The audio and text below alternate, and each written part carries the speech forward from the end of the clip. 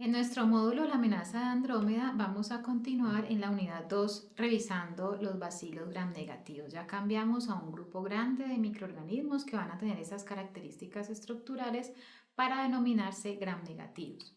De allí es importante recordar nuestros objetivos de aprendizaje, los cuales son explicar los diferentes géneros y especies bacterianas a través de la descripción de sus características morfológicas, sus condiciones de crecimiento y reproducción, las células y tejidos que infectan, las patologías relacionadas, junto con sus complicaciones para definir su rol patogénico en el huésped. Por otra parte, debemos describir la capacidad patogénica de cada bacteria a partir de los factores de virulencia de cada especie para relacionarlos con los signos y síntomas de las infecciones en los humanos. Y también debemos identificar las pruebas diagnósticas utilizadas en la detección de las diferentes especies bacterianas a través de la clasificación e interpretación de su utilidad diagnóstica para seleccionar la más apropiada en cada caso clínico. En el contenido que tendremos en esta sesión vamos a dividirlo básicamente en varias partes. Tenemos entonces dentro de estos bacilos gram negativos los que son anaerobios estrictos, el cual el más representativo va a ser el género Bacteroides. Vamos a tener otro grupo que se puede clasificar como anaerobios estrictos y tolerantes, la familia Enterobacteriaceae. De allí vamos a definir patógenos oportunistas y patógenos primarios. Vamos a también a hablar de bacilos gram negativos no pertenecientes a la familia Enterobacteriaceae, entre ellos Vibrio, Pseudomonas, Acinetobacter y Aeromonas. Vamos a enfocarnos en algunos géneros en particular. Este video explicativo cubre las dos sesiones como tal y vamos a tener la participación de ustedes como estudiantes en el desarrollo de algunas presentaciones que ustedes van a revisar. Vamos a iniciar entonces en esta primera parte con bacteroides como anaerobio estricto representante. Él morfológicamente se considera un bacilo gram negativo característicamente ovoide. Dentro de las características que podemos revisar, primero nos vamos a ubicar en cuándo una bacteria es anaerobia. En este caso hablaremos de anaerobias estrictas, al igual que las anteriores que ya hemos revisado. Estas pueden ser gram positivos o gram negativos. No, bacteroides no es el único género importante, ya hemos revisado Clostridium, pero de allí entre los gram positivos pues nos quedan unos como bacilos tipo Actinomyces, del género Bifidobacterium, Neobacterium, Lactobacillus como tal, Propionobacterium y Clostridium, que ya lo revisamos. Entre la morfología de cocos están los Peptococcus y Peptostreptococcus, que tienen una especial importancia sobre todo en flora normal o en microbiota normal de cavidad oral y de tracto gastrointestinal. Y entre los gram negativos en los cocos están Veillonella, también bacteria importante a nivel de cavidad oral. Y en los bacilos está Bacteroides, que lo revisaremos, Fusobacterium, Porphyromonas y Prevotella como microbiota normal también importante a nivel de cavidad oral, pero también pueden causar daños a nivel de odontología. Entonces vamos a tener el impacto grande sobre todo en medicina oral.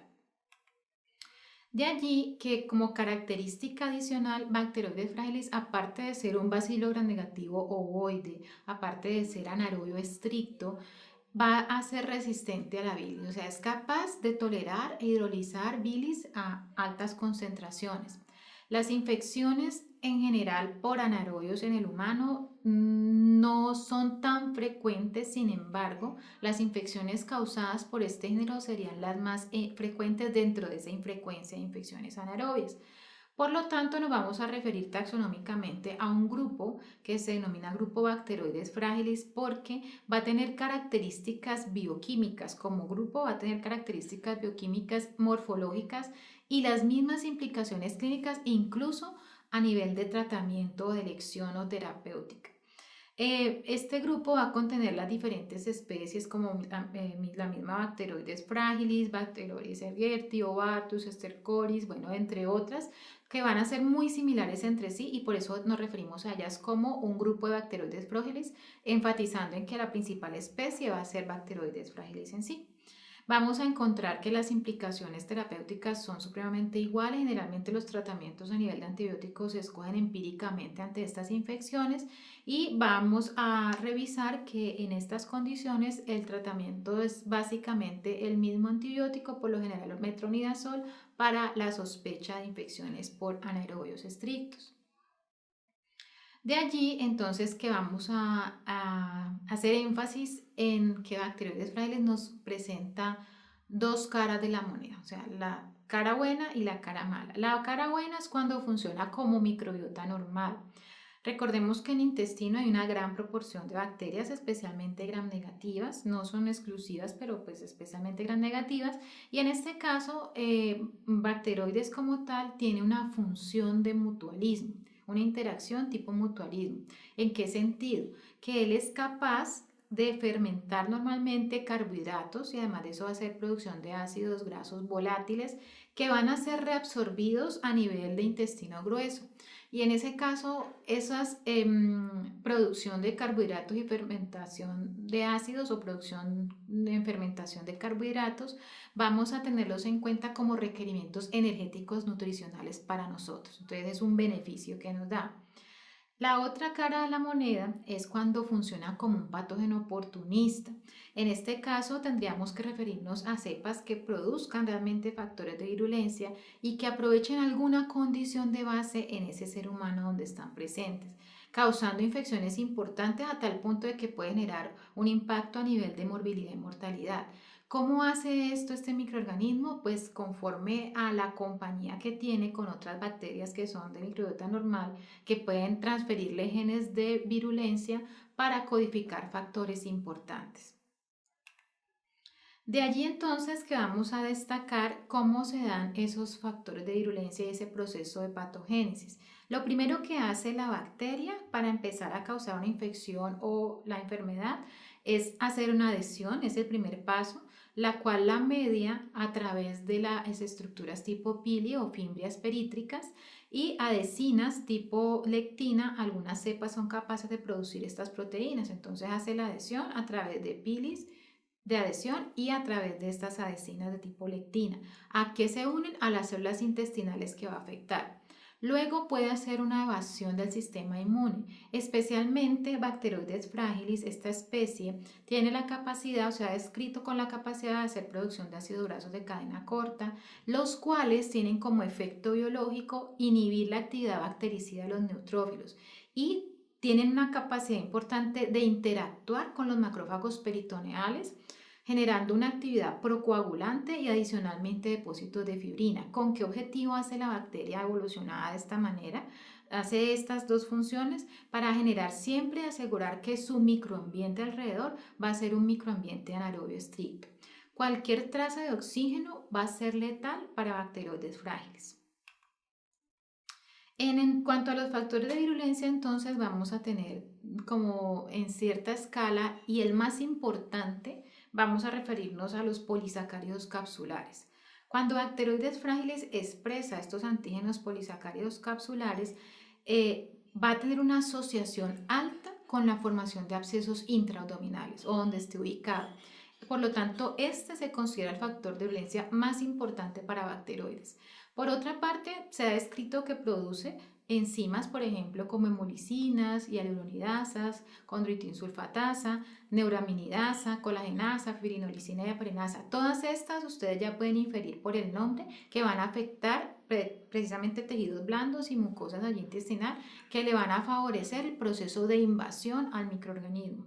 Y también se describen dentro del grupo de bacteroides frágiles algunas cepas consideradas enterotoxigénicas.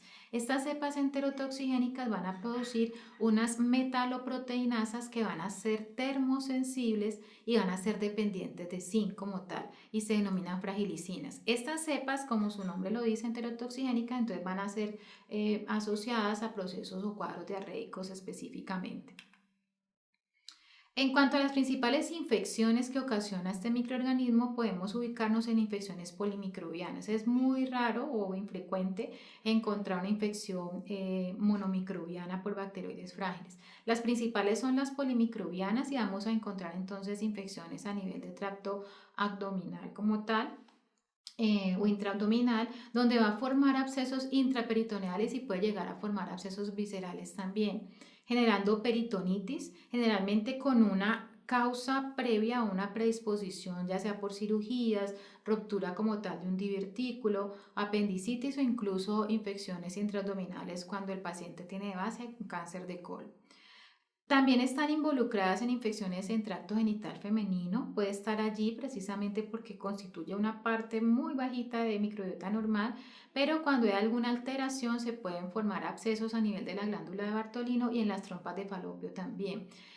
Cuando hay una mujer que está en su proceso de gestación, se ha asociado en algunos pocos reportes que este microorganismo puede llegar a generar aborto espontáneo a mitad de la gestación. Es lo descrito hasta la fecha.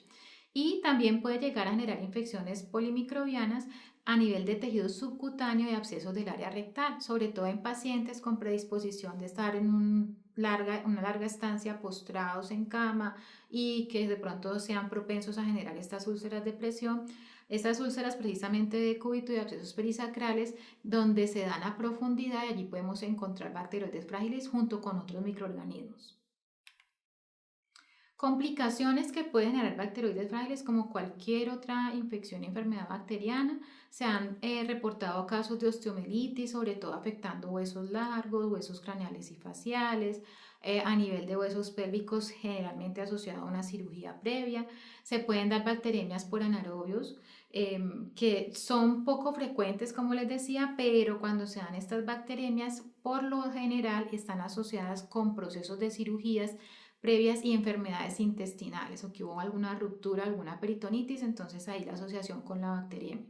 Puede llegar a generar pericarditis también, obviamente hay una diseminación previa vía sanguínea a partir de lesiones ocurridas o localizadas en tracto gastrointestinal. Y los abscesos cerebrales generalmente cuando se reportan por este microorganismo están asociados o ha tenido predisponente una sinusitis o incluso otitis crónica al paciente. Esos cuadros a repetición de manera crónica puedan llegar a desarrollar abscesos a nivel cerebral. Otras infecciones asociadas a las cepas o cuyo causante es las cepas enterotoxigénicas son ya gastroenteritis a nivel generando en el paciente diarrea acuosa autolimitada, especialmente en niños, o también puede generar diarreas asociadas a antibióticos. Es importante que lo tengamos en cuenta en el sentido que recordemos que Clostridium difficile también genera diarreas asociadas a antibióticos, entonces empezamos a conectar estos conceptos y hacer un diagnóstico diferencial. Las enfermedades inflamatorias de intestino también logran ser asociadas con las cepas enterotoxigénicas de bacteroides frágiles y es muy importante que tengamos en cuenta en no confundir a futuro en el examen físico del paciente o en el examen de la consulta que este paciente vaya a estar cursando una enfermedad a nivel inflamatorio intestinal, pero no se confunda con una intolerancia a algún alimento o algún tipo de alimento. En cuanto a diagnóstico, entonces es importante tener en cuenta primero el cuadro clínico que está presentando el paciente. Este paciente entonces, dependiendo de la muestra que vayamos a utilizar, o sea, el cuadro que esté presentando, asimismo se obtiene el tipo de muestra. Y estas muestras deben ser muy específicas en solicitar qué se le va a hacer a cada una de esas muestras. Entonces, primero partir de una coloración de grande esa muestra, para hacernos a una idea pues de cómo está ese panorama bacteriano allí. Si es una infección polimicrobiana pues no sería de mucha utilidad, pero tener la conciencia en que debemos de solicitar cultivos para anaerobios estrictos, especialmente buscando bacteroides frágiles. Si lo vemos en un gran, por ejemplo, de un hemocultivo, que esperaría uno encontrar una infección monomicrobiana allí en sangre, entonces observaríamos los bacilos como redondeados, como ovoides, gram negativos. Y los cultivos en anaerobiosis definitivamente deben requerir anaerobiosis estricta y al menos llevar un proceso de incubación de 48 horas como mínimo para hacer la primera lectura, hasta 5 días o más tiempo, porque son pues, lentos crecedores.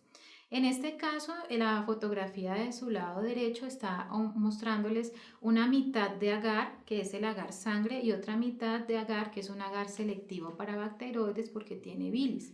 En el agar sangre, partiendo de un hemocultivo, vamos a obtener entonces colonias cremosas con esas características, aunque presenta hemolicinas, no son beta ni alfa hemolicinas, generalmente son gamma, no las podemos visualizar macroscópicamente. Y en el lado derecho del agar encontramos un compartimiento que tiene un agar que va a contener estos 4 elementos a los cuales bacteroides frágiles es resistente. ¿Cuáles son? bilis y por eso vemos en la hidrólisis expresado el pigmento oscuro. Vancomicina para inhibir la microbiota acompañante gram positiva que pueda tener una muestra, por ejemplo, intestinal.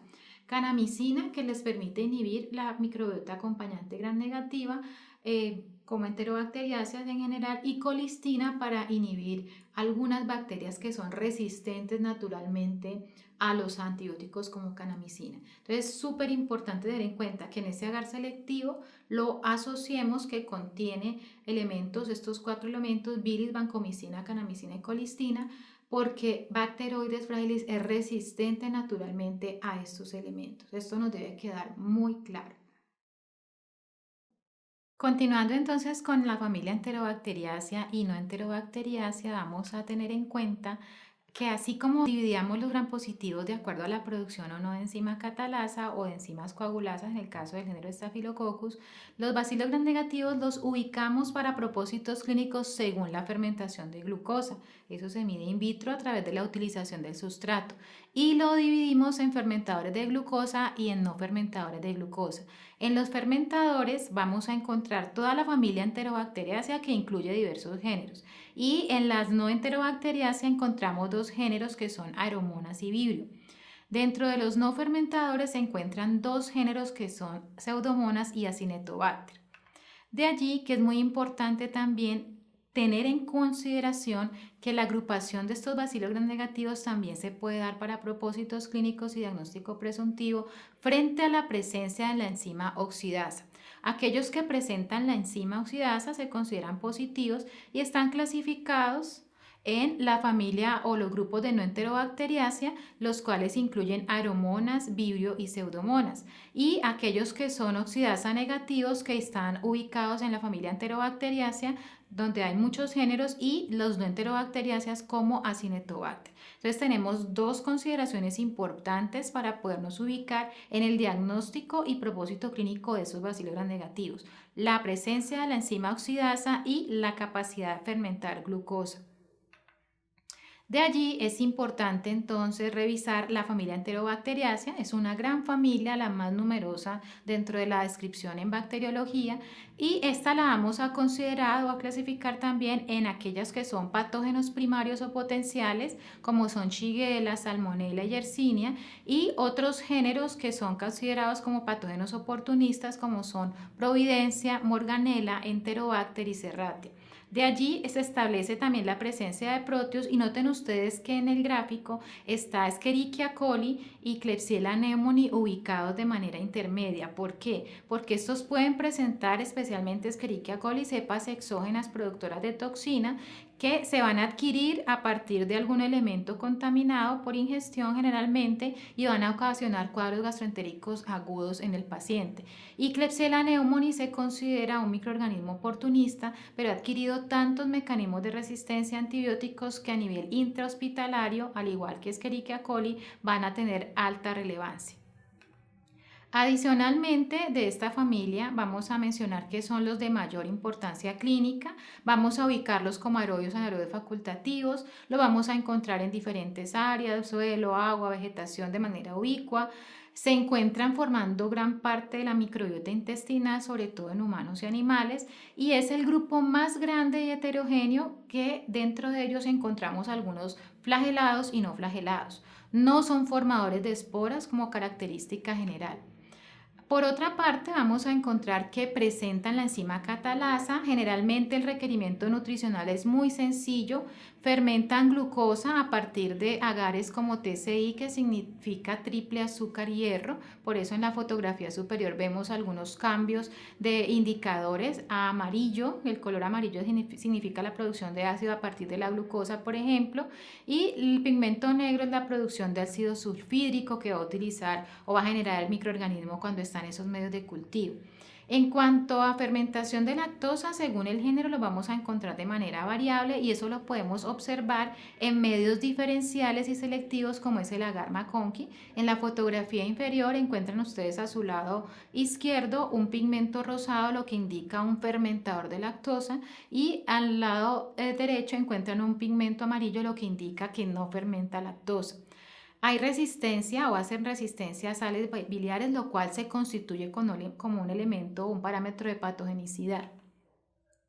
En cuanto a la patogenia, esta familia tiene una gran capacidad de adquirir factores de virulencia. Recordemos a través de qué, a través de plásmidos, por ejemplo, a través de los bacteriófagos, a través de islas de patogenicidad que van conformando como unos mosaicos genéticos que ellos van conformando.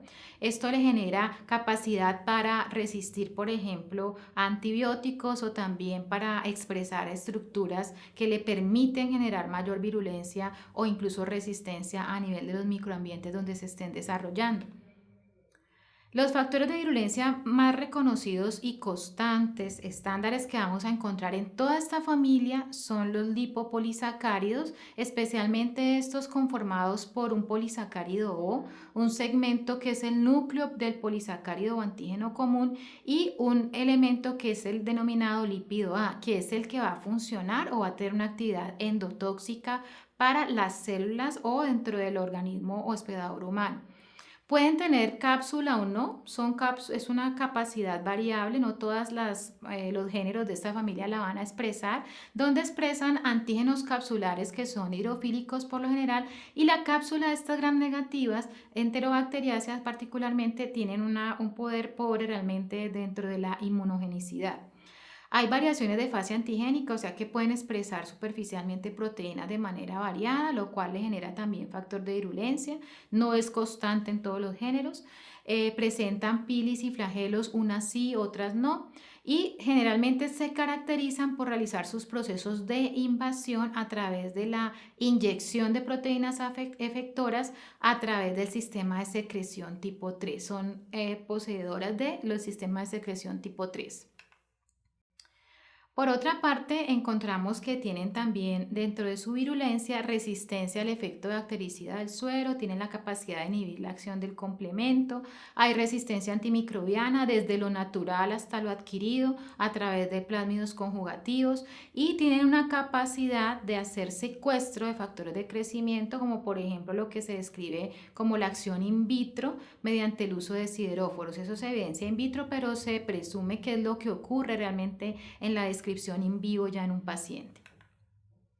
La resistencia a antibióticos es muy importante tenerla en cuenta, sobre todo en esta familia. Aquí les presento una tabla tomada de las guías CLSI, la cual nos propone las diferentes resistencias naturales según el género y especie, como lo pueden ver en la primera columna, frente a los diferentes antibióticos, por lo general la mayoría betalactámicos que se están expresando allí. Entonces es muy importante que ustedes reconozcan dentro de su material de consulta que van a encontrar estas resistencias naturales muy específicas de género y especie. O sea que si llegan a sospechar de una infección por alguna que tenga una resistencia natural, ya no vamos a elegir ese antibiótico ni siquiera como tratamiento empírico porque no va a servir para el control de la infección en ese individuo. En la resistencia adquirida se destaca entonces a través de toda esa transferencia de material genético ciertas enzimas de amplio espectro, o sea que van a hidrolizar incluso antibióticos de amplio espectro. Entre ellas están las betalactamasas de espectro extendido, están las carbapenemasas específicamente, que también son betalactamasas y pueden ser de tipo metaloenzimas o salicylinasas o carbapenemasas de clase A, que es una de las más comunes y descritas en Klebsiella pneumoniae específicamente, pero ya se ha visto expresión de este tipo de carbapenemasa KPC tipo A en otros géneros diferentes de Klebsiella dentro del grupo de Enterobacteriaceae. Esto no excluye que en aquellas que no sean enterobacteriáceas no tengan la capacidad de presentar estas enzimas. En cuanto al diagnóstico y manejo, definitivamente en términos grandes el diagnóstico se realiza por los signos y síntomas clínicos, interrogado porque muchos de ellos van a ser muy similares, nada específico. Hay que llevar a cabo pruebas de aislamiento y crecimiento de ese microorganismo a partir de coloraciones de Gram para visualizarlos y a partir de cultivo, y el tratamiento de elección siempre basarlo en la respuesta en los resultados que tengamos del antibiograma. Importante el mantenimiento de buenas condiciones higiénicas para prevenir la transmisión o la diseminación de ciertas resistencias y pues sobre todo el consumo de alimentos que tengan buenos manipulación. En cuanto a Klebsiella, entonces en esta parte yo les voy a hablar de los microorganismos Enterobacteriaceae oportunistas como patógenos oportunistas. Ustedes revisarán ya cada grupo a profundidad, varios de los patógenos potenciales y otros que no son de la familia Enterobacteriaceae. Klebsiella se describe como que morfológicamente se puede observar en una disposición individual o a veces en cadenas cortas o bacilos gram negativos cortos. Se consideran anaerobios facultativos. Dentro de los factores de virulencia relevantes es que presenta una cápsula con un antígeno específico K que le permite ser inmunogénico. Tiene la capacidad de presentar pilis o fimbrias, van a fermentar la lactosa como lo pueden observar en el cultivo en ese color rosado, ese pigmento significa la fermentación, y vamos a encontrar a Klebsiella en el medio ambiente y en microbiota normal de tracto respiratorio superior, especialmente en nasofaringe y en tracto gastrointestinal. De allí que dentro de este género Klebsiella vamos a encontrar que se consideran patógenos oportunistas, sobre todo a nivel intrahospitalario, generando procesos de sepsis, procesos de neumonías, infección de tracto urinario, infección en tejidos blandos. Las dos especies principales que vamos a encontrar en este género son Klebsiella pneumoniae, que es en el 95% de los aislamientos clínicos importantes, y un 5% Klebsiella oxytoca. Klebsiella pneumoniae se considera a nivel epidemiológico que ocupa el segundo lugar entre los gram negativos, causando bacteremias, sobre todo de origen intrahospitalario. Pueden colonizar fácilmente a través del uso de antibióticos, se han generado cepas multiresistentes, hemos inducido a esta generación de resistencia. Y el principal reservorio a nivel hospitalario es el tracto gastrointestinal de los pacientes, las manos del mismo personal de salud que está atendiendo al paciente, y los mismos instrumentos médicos sirven también como reservorio, si no se hace una buena desinfección y limpieza. Por otra parte, tenemos otras especies que las vamos a mencionar para que encontremos diferencias puntuales entre estas que son relevantes, no tan frecuentes, pero son relevantes dentro del género Klebsiella, como son Klebsiella rhinoschleromatis, causando la enfermedad granulomatosa de la nariz, como se puede observar ese pólipo en la fosa nasal, Klebsiella oxene, causando rinitis crónica trófica. Muchas veces pasa todo el periodo de su vida de infancia y adolescencia un individuo pensando que tiene una rinitis alérgica, y ya cuando llega a su edad madura lo que tenía era una colonización por Klebsiella oxene y no se pudo pensar en ella, entonces es importante que la conozcan. Y Klebsiella granulomatis, que realmente no está dentro de los microorganismos de difícil cultivo y está causando la enfermedad granulomatosa que afecta especialmente áreas genitales y a nivel de la región inguinal. Otro género oportunista es el género de Proteus. Este se caracteriza por presentar la enzima ureasa, por ser altamente móvil, tiene una gran cantidad de flagelos perítricos, no son esporulados, no son capsulados, generalmente producen un elemento que es la fenilalanina desaminasa, la cual es la que ocasiona el mal olor en las lesiones o en el tracto donde esté este microorganismo. Por ejemplo, si este microorganismo está causando una infección urinaria, el paciente a lo mejor les va a referir a ustedes en la consulta que presentan un mal olor o un olor muy fuerte en la orina. ¿Dónde los encontramos ubicados? En tracto gastrointestinal del hombre, y en algunos animales también va a estar presente. De allí que vamos a resaltar que las especies principales de Proteus son Proteus vulgaris, Proteus mirabilis y Proteus penneri, siendo la más frecuente a nivel hospitalario Proteus mirabilis. Se considera un invasor, sobre todo en pacientes que tienen afección de tejidos blandos por quemaduras de grado 2 o 3, en heridas y también obviamente en relación en infecciones nosocomiales. Son bacterias que no van a fermentar la lactosa, a diferencia de Klebsiella. En cuanto a la virulencia, se asocia precisamente la capacidad invasiva por la presencia de flagelos perítricos, la adhesión por la presencia de fimbrias, las proteínas de membrana que puede expresar y produce algunas hemolicinas. De allí es importante resaltar en la fotografía que está a nivel inferior precisamente todo lo que se ve desde desplazamiento concéntrico superficial en el agar es una sola colonia de Proteus mirabilis que por la producción de sus flagelos y la expresión de ellos mismos ha logrado hacer esas ondas concéntricas hacia la periferia del agar. Entonces es tal el desplazamiento que se considera dentro de sus principales factores de virulencia. En cuanto a Enterobacter, como otro patógeno oportunista, se describen como anaerobios dentro del género, anaerobios y aerobios facultativos.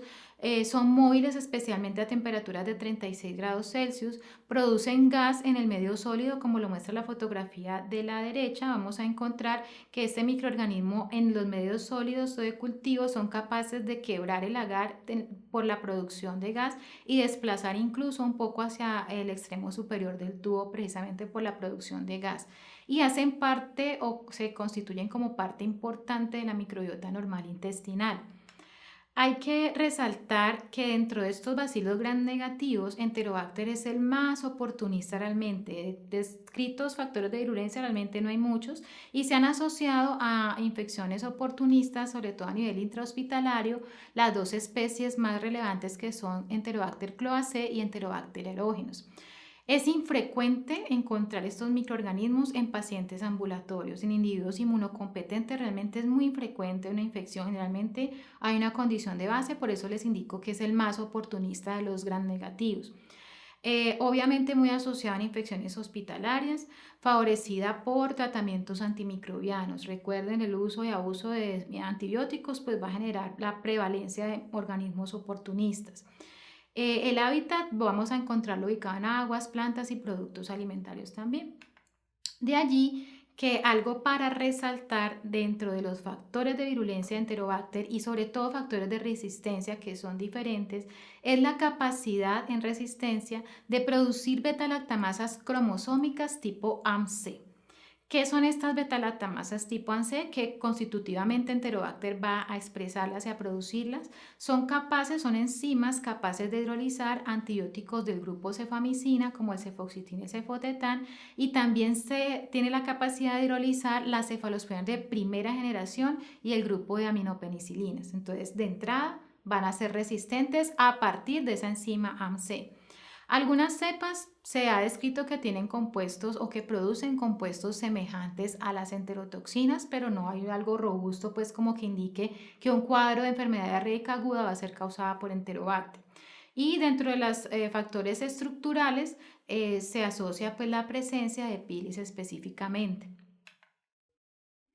En cuanto a los bacilos que pertenecen o son diferentes de la familia Enterobacteriaceae, o sea, los no Enterobacteriaceae, recordemos entonces que la presencia de oxidasa puede indicarnos el género al cual estemos enfrentando. Los que presentan la enzima están los géneros Aeromonas, Vibrio y Pseudomonas, y los que no presentan la enzima como el género Acinetobacter. De ahí es importante resaltar también que los no fermentadores de glucosa van a ser específicamente algunos géneros, y de allí podemos encontrar tanto que presenten oxidasa como no. Estos son patógenos oportunistas de plantas, animales y humanos. Han sido de los géneros que más han pasado por cambios taxonómicos, los están clasificando y cambiando constantemente y son clínicamente importantes. Realmente se considera que entre el 10 al 15% de los aislamientos microbiológicos en clínica están constituidos por géneros como Pseudomonas, su especie aeruginosa, Burkholderia cepacia, Stenotrophomonas maltophilia y Acinetobacter baumannii. En este módulo nos concentraremos de esos no fermentadores de glucosa en estudiar Pseudomonas aeruginosa y Acinetobacter baumannii.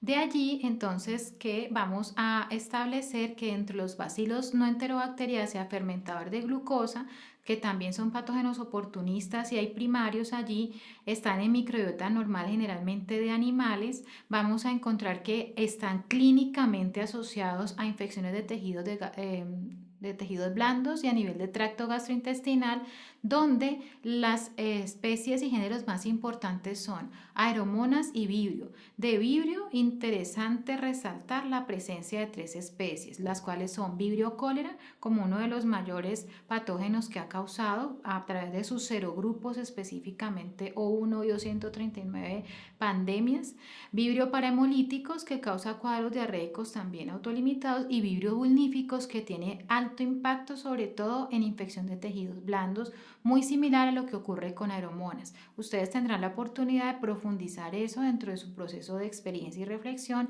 ya cuando estemos en nuestra clase presencial. Espero tener muy buenos resultados con ustedes y pues muchas gracias por su atención.